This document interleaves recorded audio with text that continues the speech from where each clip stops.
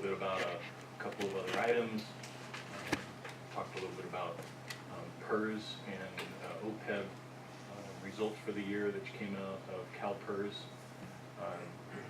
But nothing to report other than PERS had some pretty good returns over the past year. But that was about it. Any questions for Mr. Ojai? Come on up.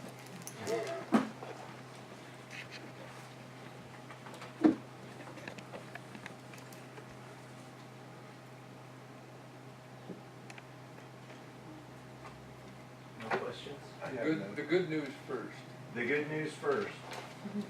Well, I guess the good news is that your average coupon on your portfolio is 1.81%, and LAIF, according to your report here, for the quarter was only 0.55. So that's a pretty good improvement.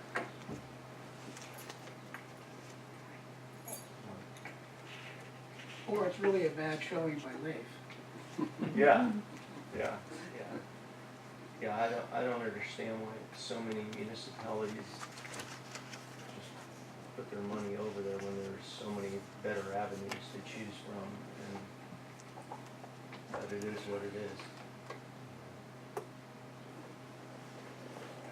We've got the report. Anything else? Glad you made the trip, Jack. Yeah. Well, there's not a lot to report. It's just going along just the way we want it to. We'll have a good drive home. Yeah, all 2 minutes that it takes me. Thanks so much. We'll see you next quarter. All right, thank you.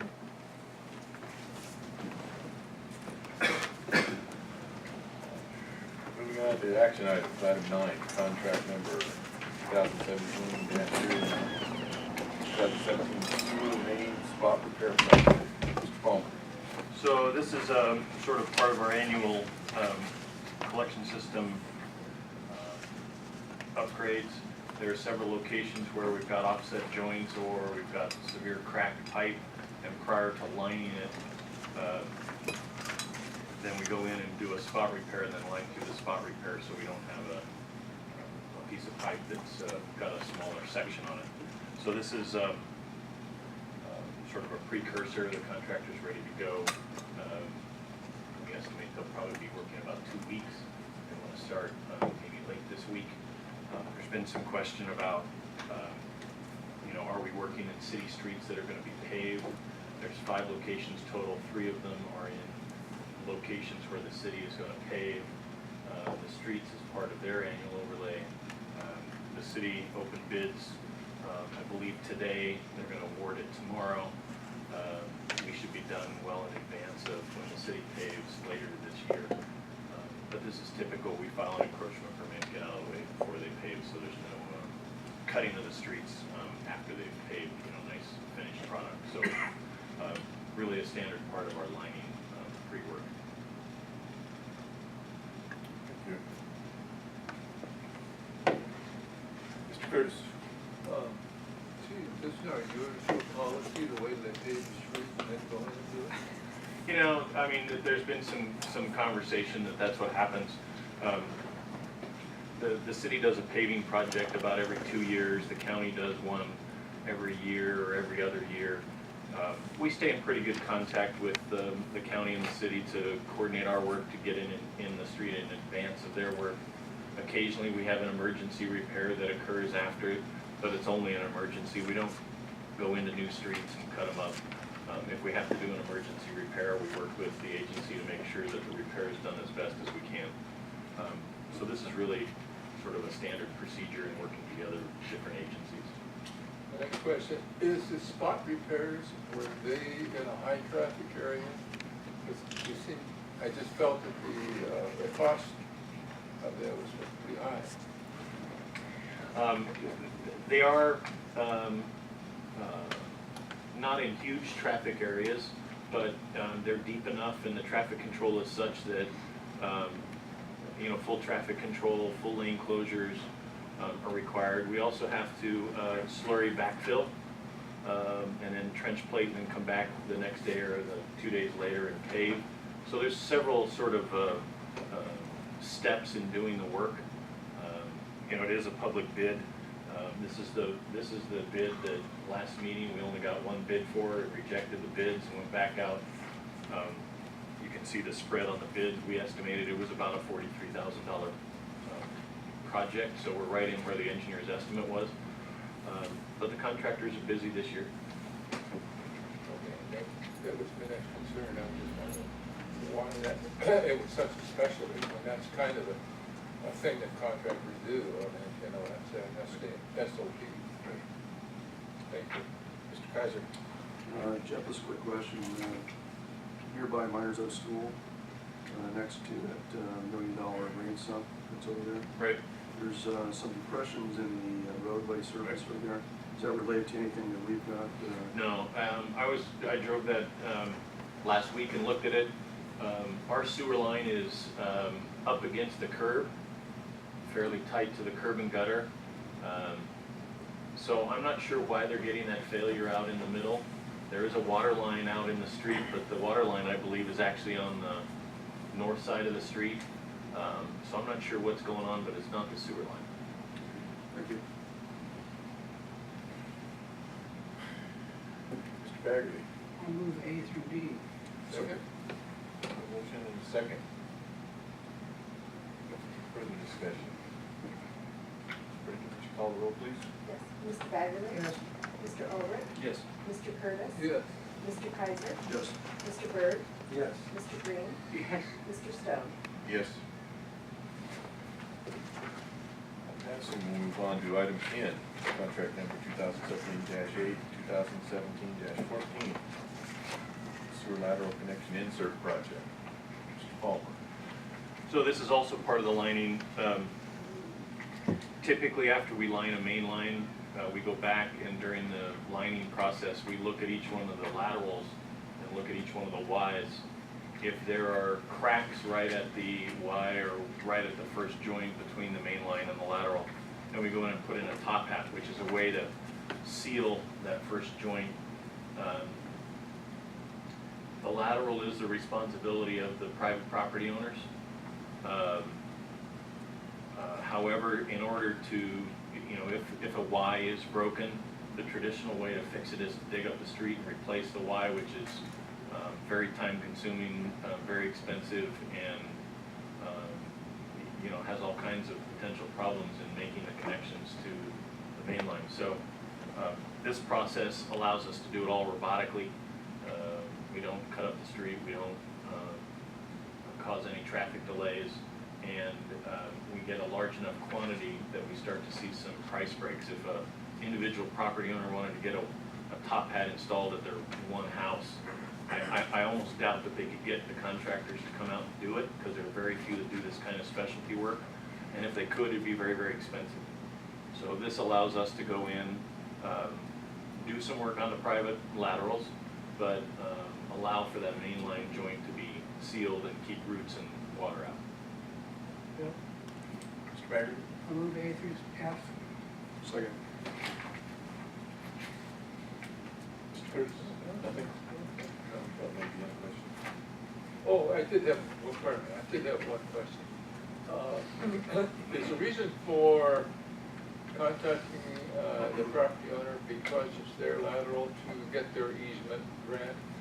Anytime we do work on private property, we make sure we get a right of entry and make sure that the property owner signs off on that.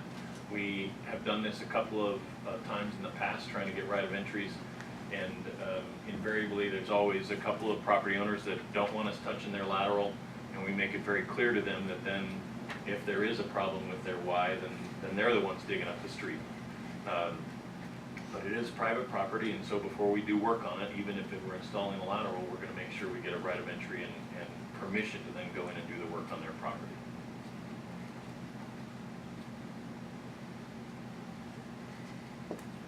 Bill, do you have something?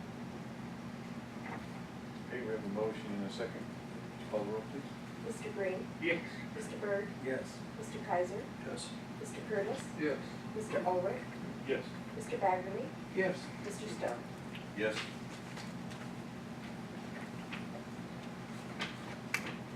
to item 11, contract number 2017-10, 2017-15, manhole rehabilitation project.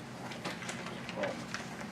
So this is also part of our annual collection system rehab. We go in and after we've done lining, or we have a main line that's in good shape, we go in and look at the manhole. If the manhole's got any deterioration due to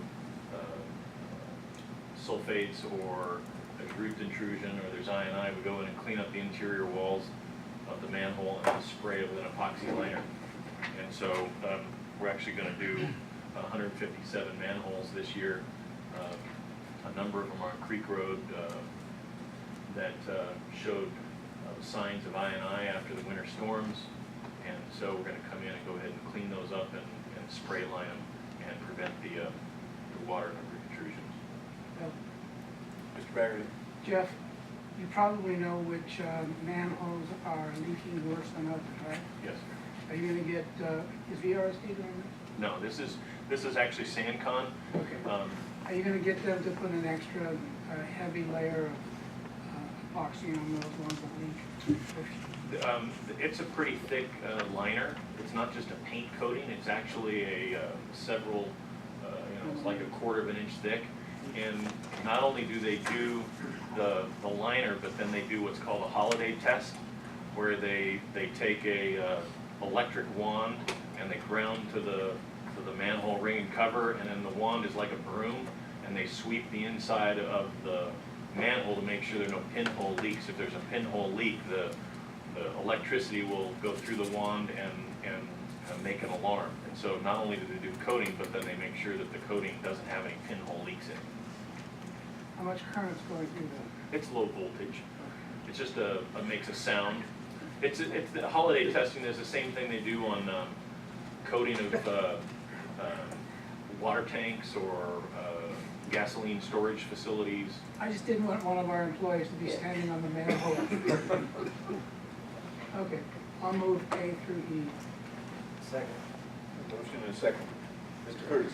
Nothing? Brenda, would you call the roll, please? Yes. Mr. Baggerly? Yes. Mr. Ulrich? Yes. Mr. Curtis? Yes. Mr. Kaiser? Mr. Berg? Yes. Mr. Green? Yes. Mr. Stone? Yes.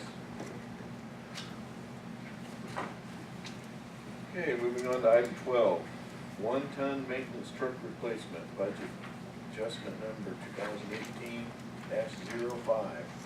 Mr. Palmer. So this is a replacement of about a 20-year-old truck that has a crane on it down at the treatment plant. The two highlights of it is it'll have a replacement crane on it, but it will have an integrated computer system with the outriggers and the crane, so it will prevent the operator from ever lifting a load or extending the crane out to such a point where the truck could tip over. The second part of it is the truck will have what's called a Scorpion crash cushion. It's something you see similar to what goes behind Caltrans truck when they're out on the highway. We work on some pretty high-speed streets, or even if they're not high-speed, some of the cars are going high-speed. And unfortunately, there have been too many accidents and a couple of significant fatalities recently in the county for highway workers. And it's something that we think protects both our crews, but as well the public.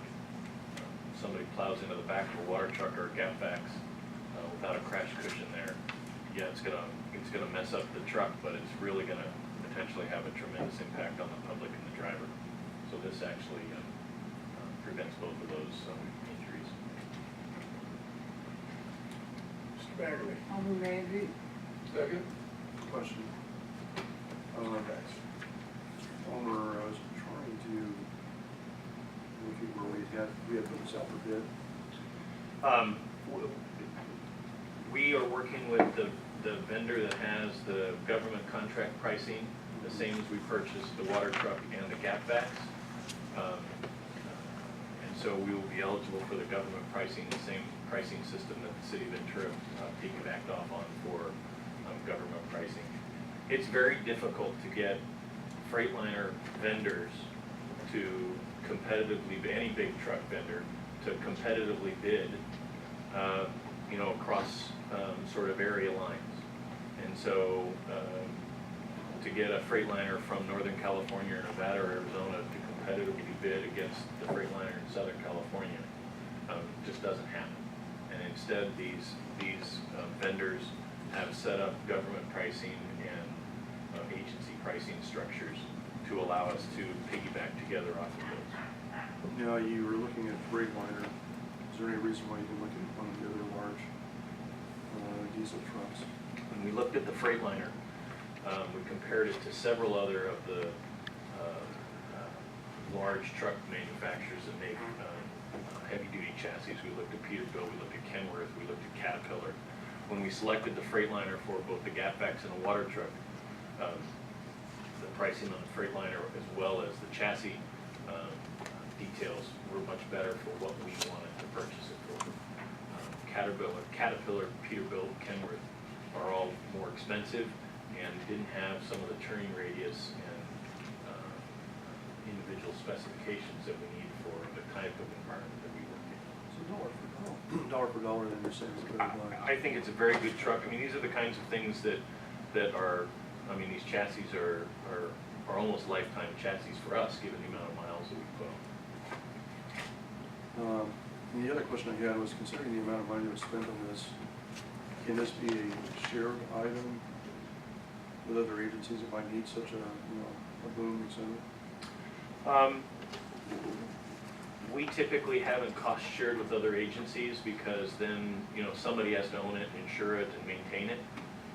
What we do have is we do have sort of cooperative agreements with other agencies in the event someone needs or wants to work with us. In fact, last week we got a call from the city of Ventura. Their gapbacks, their combination truck was down and called us to see if we would back up them in case they had a spill.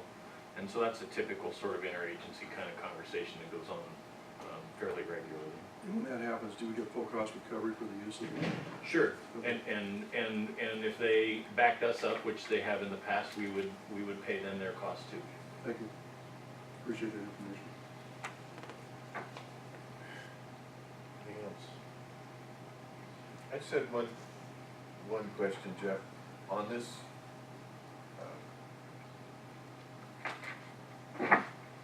spider cushion that goes on the back, can that be retrofit to anything else so we wouldn't necessarily have to take that truck out every time we had everything else go on? We're looking at that.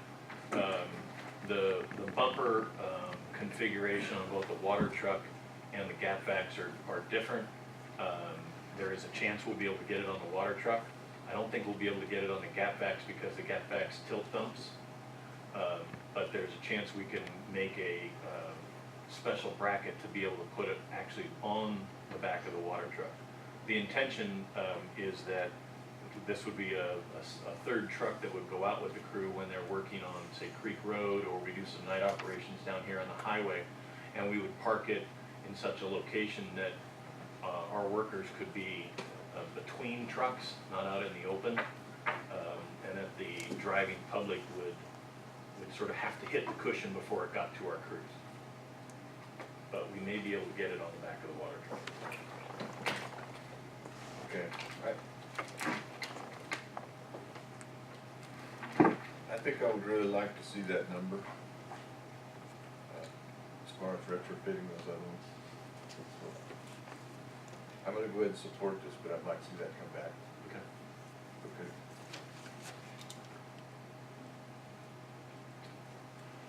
Anything further? Mr. Curtis? I'm good. You good? That's just something. We need a I motion. guess we need a motion in a second. We have a motion in a We second. have a motion. Now, this is something that, when we bought that one time, originally, way back when, Poland wasn't heavy enough at that time, when they put the crane on the thing. We had to put new springs on one side and all that type of thing, but I was told the board didn't want to have any big trucks, so what can I say? This is an answer to what is needed to take people back. Roll call, Brenda. Mr. Green? Yes. Mr. Byrd? Yes. Mr. Kaiser? Yes. Mr. Curtis? Yes. Mr. Ulrich? Yes. Mr. Baggerly? Yes. Mr. Stone? Yes. Moving on to item 13, chemical room piping support stand replacement budget adjustment number 2018-06. Mr. Palmer. So, in our chemical room, we feed a number of chemicals to different points in the treatment process. A couple of polymer to help with phosphate removal and flocculation, as well as chlorination, dechlorination chemicals. Given the environment that it's in, a number of the pipe supports have completely rusted out since the '96 installation. This is kind of one of those things that we allow sort of a run to fail. We've put up with it for a while, and it's time to fix it. Mr. Baggerly. What's your signature authority amount? 12,000. Just missed it. This hardly seems like an issue that needs to come to the board. Maybe we should bump up your signature authority to 15. Mr. Kaiser. Jeff, in light of the obvious things that need to be fixed in regards to the photo that you provided us here, the underlying floor work and all, it appears to be, I can't tell exactly from the photo, it appears to be deteriorating and cracking in different areas. And so, that being the case, should we also consider some type of epoxy sealant on it? What you're seeing there is some pretty significant discoloration, but that's actually on an existing epoxy. Is it? Oh, yeah, I mean, it looks sort of worse than it is. Okay. But yeah, that whole floor, and right in front of the picture on page 167 is actually a spill curb, a retaining curb, so that if chemicals do spill, they stay inside the curb. But that's all coated with epoxy. It's just sort of a surface discoloration. Okay, and in your opinion, then, there's nothing that would interfere with the secondary containment there? No, that's Mr. Green.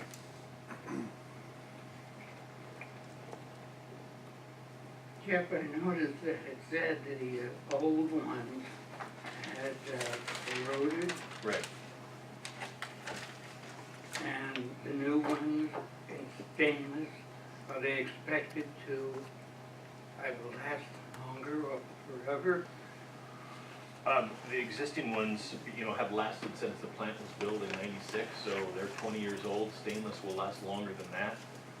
I wouldn't say stainless will last forever, but we'll get better than 20 years, hopefully, out of the stainless. And maybe in 20 years, they'll come up with a product that is, impervious to some of the chemical damage. So the deterioration was caused by what we're using. Yes, you're in a chemical environment, and so it's just corrosion and over time that it's wet, so you get the metals corroding and rusting away. Mr. Curtis. Since all the pipes are PVC, why couldn't those supports be out of a heavy PVC or a carbonite or something like that, rather than stainless steel, but rather metal? I was down there this morning and looked at a couple of things. We do have quite a bit of forces in those pipes because of the pumping and the motion. And so, yeah, some of the pipes are PVC, but as the pumps start and stop, cycle, that you get some movement in them. And I think the plastic, or what's available in the plastic, would probably allow for too much flex, and we might break some of the pipes, not the supports themselves. Do you need a motion, Mr. Chair? Yes, I do. Move to approve. I'll second that. A motion and a second. Any further questions? Roll call, Brenda. Mr. Baggerly? Yes. Mr. Ulrich? Yes. Mr. Curtis? Yes. Mr. Kaiser? Yes. Mr. Byrd? Yes. Mr. Green? Yes. Mr. Stone? Yes. I would request that the signature authority for the general manager be brought back to another agenda. Is that a motion? I don't, it's just direction to staff. It's not a line with the motion. That's not on the agenda. It's not on the agenda. Oh, okay. So we'll have to bring the purchasing policy back for discussion and. Yeah. Yes, please. Okay, moving on to item 14, sledge hopper slide gate replacement, budget adjustment 2018-07. This is another one of those sort of run-to-fail things. We have a hopper that stores the sludge. As the sludge is generated from the belt press, the operators can close the gates so that they can haul the sludge out to the drying beds. And in doing some maintenance on a couple of the gates, we found some significant deterioration on some bearings and some gates. And so this would be go ahead and replace those bearings and gates that were corroded. Again, this hasn't been touched since '96 as well. Well, I hope you gave it some oil in between that time. They've been babying it and keeping it working, but it's time to actually go through and make the replacements. I guess probably this question might be for Ron. Do we think that maybe all these steel gates and stainless parts have come to the end of their life expectancy? Pretty much. It I just mean, seems like that's we're seeing a lot of this lately. Yeah, no, almost all of them started failing somewhere around 17 years, 17, 18 years, and then it's been kind of continuing to go. Some of them lasted a little bit longer than others, but still, it's been the location and pretty much the equipment itself. 20 years on a lot of the equipment is kind of a basic deal. I mean, it's how much can you extend it past there on some of theirs. We have actually we have a one of the gates in the discharge metering station has also failed, but we've purchased that. That didn't rise to this level of cost, and it's actually out on the site, and we're getting ready to go ahead and tear it out and put a new gate in. But we've had a whole number of gates in many of the oxidation ditches that have gone bad over the last few years, and we've replaced many of them. Thank you. Russ? Have any of these issues been noted in CSRMA's safety audit? I would have to go back and look. It's typically not something that rose to the level of a safety issue. It's really sort of an operator control issue. And in some cases, we've been able to sort of baby them along or make some temporary repairs. But I mean, these things are in the water full time, and you know, even if you used a decent carbon steel, you know, after 20 years, it's warped, it's flaking, it's rusted, it binds up. It's just sort of the nature of the wet environment that we're in. Sounds like my back. Mr. Green? Jeff, is it our basic policy on items like this to just wait for failure and then just replace? I mean, is it kind of material that we could predict will fail, or isn't it worth the effort? We've typically, on stuff like this, we've sort of taken an operational perspective of letting it run to fail. It's not a huge operational issue or messes with our ability to do the work. And so in this kind of case, same thing with the chemical supports. It's not putting anything in jeopardy. And so we kind of let it go till it fails almost. Other things that we've that are a little bit more critical, when one component fails, we've gone in and replaced them. Some of the fusing and control mechanisms in our variable frequency drives, we started seeing some failures several years ago when we get power spikes, and so rather than deal with the potential of a power spike in a critical time period, we just went ahead and replaced the VFDs, you know, as a proactive thing. But we'd already seen a couple of failures in those same components. This is something that we just, you know, we're going to let it run to fail. We're going to try and make it work, and and then replace it when it absolutely needs it.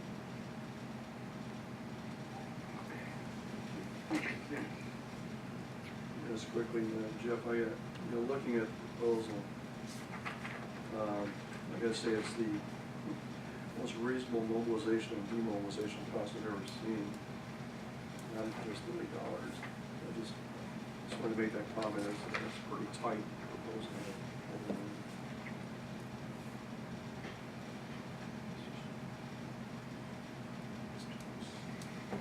Don't most of the repairs of this type come out of the plant reserve money that was put in there? Correct. So, this is a capital replacement. So that's why we have a budget adjustment. So we take from the reserve funds to then fund, an individual project of something like this. Which is also, that was a requirement of the original Right. grants when the treatment plant was put in. Right. In the very beginning, to the state and the federal government. Good motion. Looking for a motion, Move to gentlemen. approve. Second. A motion and a second. Brenda, would you call the roll, please? Mr. Green? Yes. Mr. Byrd? Yes. Mr. Kaiser? Yes. Mr. Curtis? Yes. Mr. Ulrich? Yes. Mr. Baggerly? Yes. Mr. Stone? Yes. Moving on to informational items.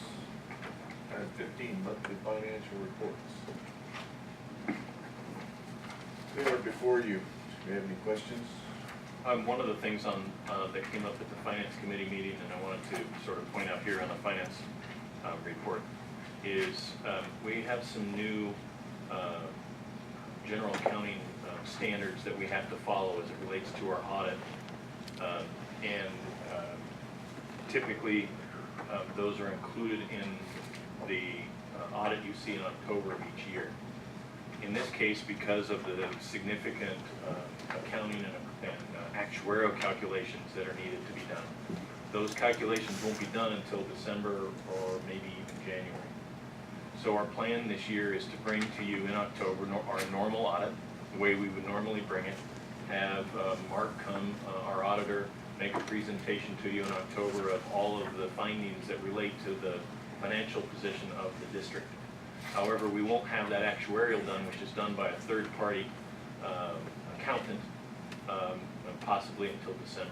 So you'll actually get two audit presentations, one in October, which will be, let's call it 99% of the full audit, and the last piece, which is the actuarial on our OPEB, post-employment benefit actuarials. That won't even be done until December.